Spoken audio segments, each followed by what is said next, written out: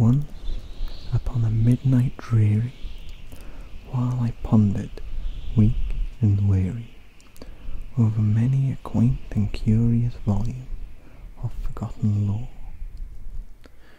while I nodded, nearly napping, suddenly there came a tapping, as if someone gently rapping at my chamber door.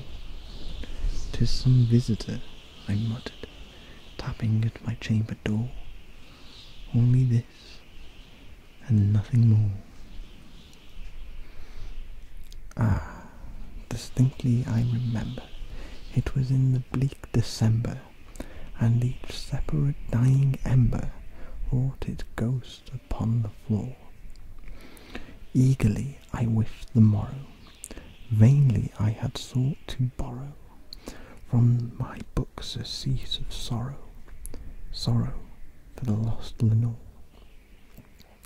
for the rare and radiant maiden whom the angels name Lenore, nameless here forevermore. And the silken, sad, uncertain rustling of each purple curtain thrilled me, filled me with fantastic terrors never felt before, so that now, to still the beating of my heart, I stood repeating, "'Tis some visitor entreating entrance at my chamber door, some late visitor entreating entrance at my chamber door. This it is, and nothing more." Presently my soul grew stronger, hesitating then no longer. "Sir," said I, "or madam, truly your forgiveness I implore, but the fact is I was napping, and so gently you came rapping, and so faintly you came tapping at my chamber door, that I scarce was sure I heard you. Here I opened wide the door, darkness there, and nothing more. Deep into the darkness peering, long I stood there, wondering, fearing, doubting, dreaming dreams no mortal ever dared to dream before. But the silence was unbroken, and the stillness gave no token. The only word there spoken was the whispered word, "Lenore." This I whispered, and an echo murmured back the word, "Lenore." Merely this, and nothing more.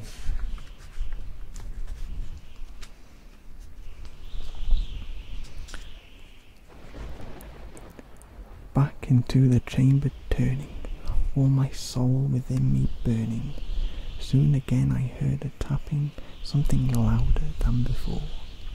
"Surely," said I, "surely that is something on my window lattice. Let me see, then, what thereat is, and this mystery explore. Let my heart be still a moment, and this mystery explore." 'Tis the wind, and nothing more. Open here I flung the shutter, when, with many a flirt and flutter, in there stepped a stately raven of the saintly days of yore. Not the least obeisance made he, not a minute stopped or stayed he, but with mine or lord or lady perched above my chamber door, perched upon a bust of Pallas, just above my chamber door, perched and sat, and nothing more. Then this ebony bird beguiling my sad fancy into smiling, by the grave and stern decorum of the countenance it wore. "Though thy crest be shorn and shaven, though," I said, "art sure no craven, ghastly, grim, and ancient raven, wandering from the nightly shore. tell me what thy lordly name is on the night Plutonian shore. Quoth the raven, nevermore. Much I marvelled this ungainly fowl, to hear the discourse so plainly, though its little meaning, little relevancy bore. For we cannot help agreeing that no living human being ever yet was blessed with seeing bird above his chamber door, bird or beast upon the sculpted bust above his chamber door, with such a name as nevermore. But the raven, sitting lonely on that placid bust, spoke only that one word, as if his soul in that one word he did outpour. Nothing farther than he muttered, not a feather then he fluttered, till scarcely more than muttered. Other friends have flown before. On the morrow he will leave me, as my hopes have flown before. Then the bird said, nevermore. Startled at the stillness broken by reply so aptly spoken, doubtless, said I, what it utters is its only black stock and store, caught from some unhappy master whom unmerciful disaster followed fast and followed faster, till his songs one burden bore, till the dirges of his hope that melancholy burden bore, of never, nevermore. But the raven still beguiling all my sad soul into smiling, straight I wheeled a cushioned seat in front of bird and bust and door. Then upon the velvet sinking, I betook myself to linking fancy unto fancy, thinking what this ominous bird of yore, what this grim, ungainly, ghastly, gaunt and ominous bird of yore meant in croaking nevermore.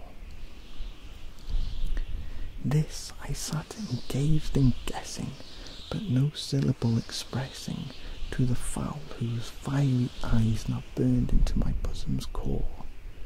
This and more I sat divining, with my head at ease reclining on the cushion's velvet lining that the lamplight gloated o'er, but whose velvet violet lining with the lamplight gloating o'er, she shall pass,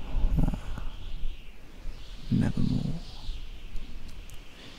Then methought the air grew denser, perfumed from an unseen censer, sung by seraphim whose footfalls tingled on the tufted floor.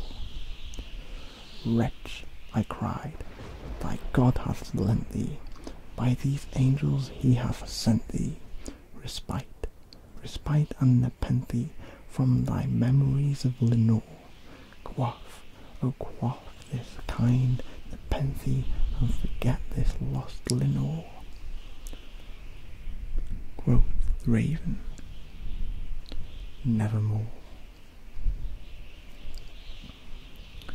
Prophet, said I, thing of evil, prophet still, if bird or devil, whether tempter sent or whether tempest tossed thee here ashore, desolate yet all undaunted, on this desert land enchanted, on this home by horror haunted, tell me truly, I implore, is there balm of Gilead? Tell me, I implore. Quoth the raven, nevermore. Prophet, said I, thing of evil, prophet still, if bird or devil, by that heaven that bends above us, by that God we both adore, tell this soul with sorrow laden, if within a distant Aden it shall clasp a sainted maiden, whom the angels name Lenore. Clasp a rare and radiant maiden, whom the angels name Lenore. Quoth the raven, nevermore.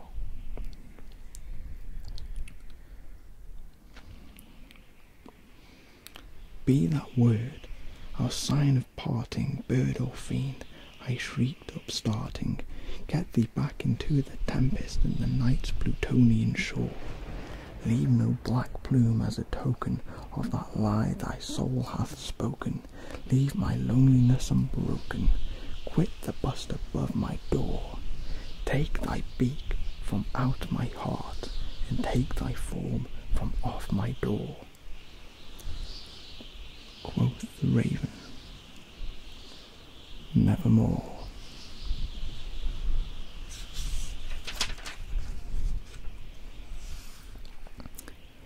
And the raven, never flitting, still is sitting on the pallid bust of Pallas, just above my chamber door. And his eyes have all the seeming of a demon's that is dreaming, and the lamplight o'er him streaming throws his shadow on the floor. And my soul from out that shadow that lies floating on the floor shall be lifted nevermore.